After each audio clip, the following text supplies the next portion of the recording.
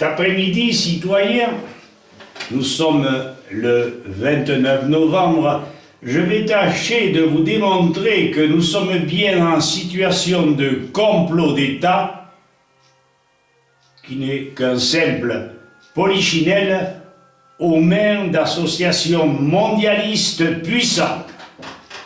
Complot d'État contre le peuple français, contre moi, contre les députés, contre les maires, contre les mères de famille, contre les bambins.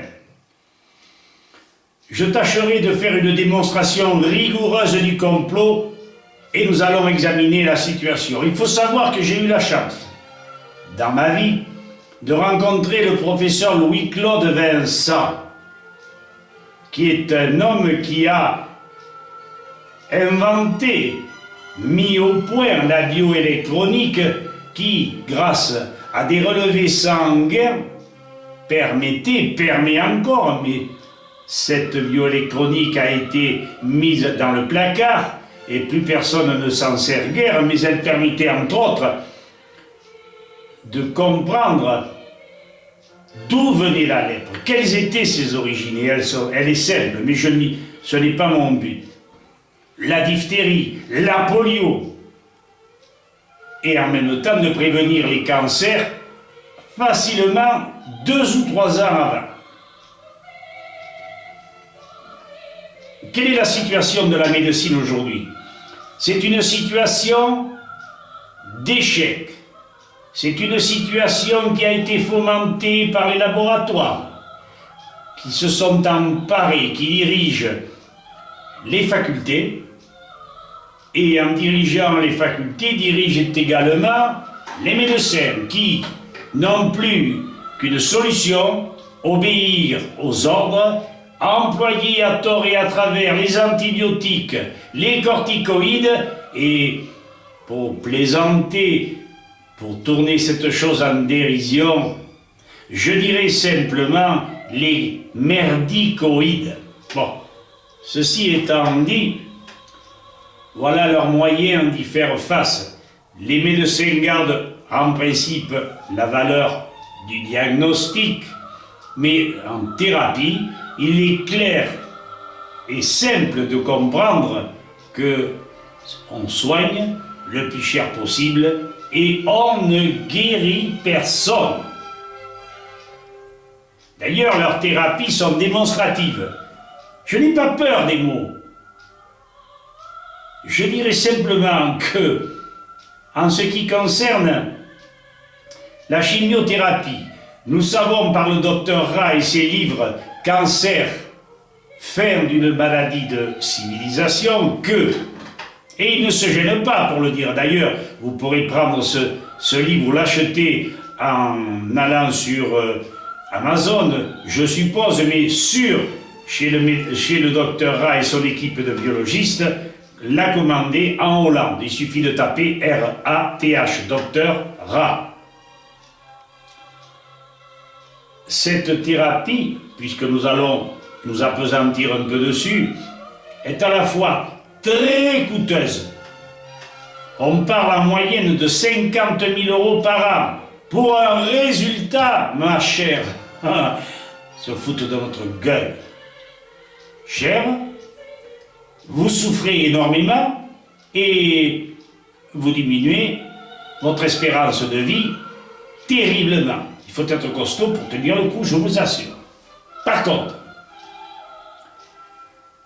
la situation future de la médecine, si vous réagissez tous, et si vous ne vous laissez pas embobiner par la désinformation, il a belle mine, Macron, de parler de nouvelles menteuses. Je ne vous le dis pas en anglais, j'aime pas les anglais. La situation future risque d'évoluer si nous nous y mettons tous, députés, maires et citoyens, et refusons ce système. Pourquoi? Parce qu'il y a bien mieux.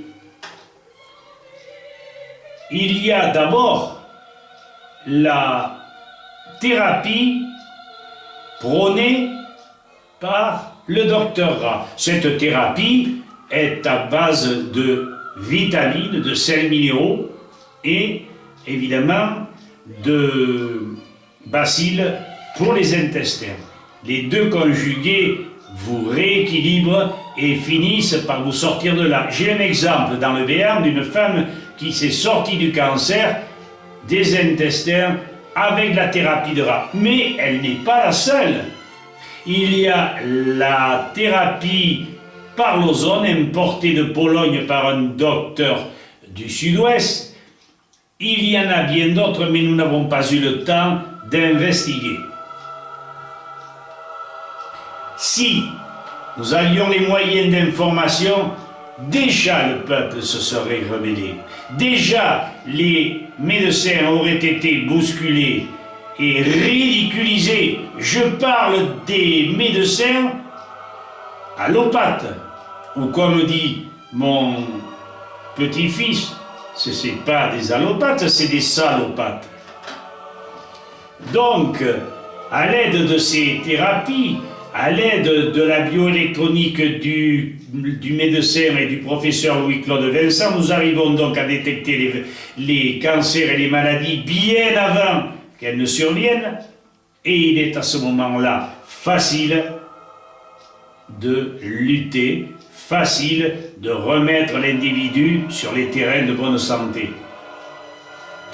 Car, je vous le répète, et ce que dit le professeur Louis-Claude Vincent est évident, tout produit de synthèse élaboré par la main de l'homme, je dis bien la main de l'homme, vous dirige sur des terrains à la fois basiques et oxydés, où vivent tant maîtres, virus et cancer. Alors, comment sortir de là? Eh bien, commencez par écrire à votre député, commencez par lui parler du docteur du Sud-Ouest, commencez par lui parler du docteur Rat et des expériences concluantes de ces gens-là.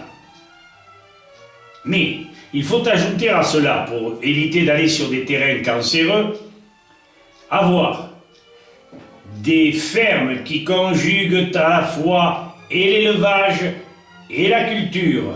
Et nous rendons, d'après notre ami Claude Bourguignon, ce que nous empruntons à la terre par les déjections compostées.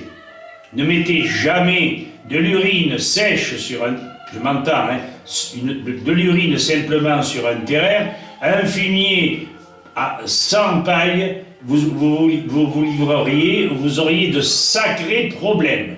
Donc, il faut un compostage avec un rendement, un rapport de 33 sur 1. Azote 1 et carbone 33. Vous équilibrez le sol et vous créez l'humus. Ainsi, l'équilibre rétabli n'aura plus de parasitisme et commenceront à donner des produits sains, non seulement sains, mais des produits goûteux, et la demande deviendra en France excédentaire. Et là, M. Macron, vous verriez que d'aborder l'équilibre, d'aborder la biologie et de rendre les terres équilibrées permettrait donc d'avoir de sacrés produits et d'avoir une demande excédentaire à l'offre.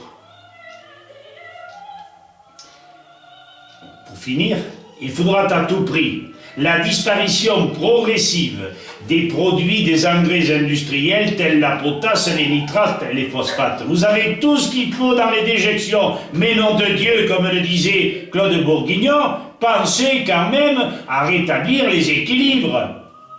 Et, comme je le redis une fois de plus, une ferme n'est pas seulement de la culture. Une ferme n'est pas seulement de l'élevage. Comme disait Sully, labourage et pâturage sont les deux mamelles d'un pays équilibré. Pour terminer, je voudrais que vous preniez conscience qu'il faut nous débarrasser à tout prix et rapidement de tous ces gêneurs, de tous ces banquiers, de tous ces lobbies apatrides qui ne pensent à une chose: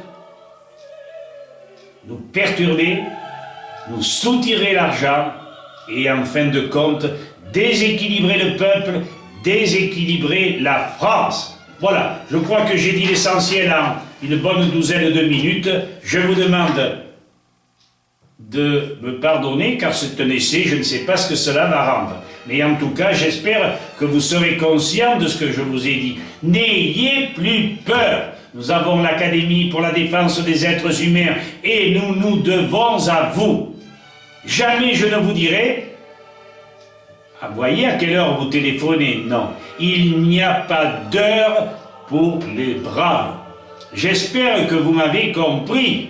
Et surtout, ne jouez pas au plus malheur avec nous. N'essayez pas, vous, les gens qui ont des idées derrière la tête pour nous déstabiliser, de jouer au plus ferme. Seule une balle,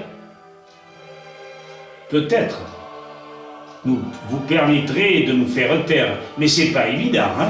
Voilà. Merci de m'avoir écouté. À bientôt, chers citoyens.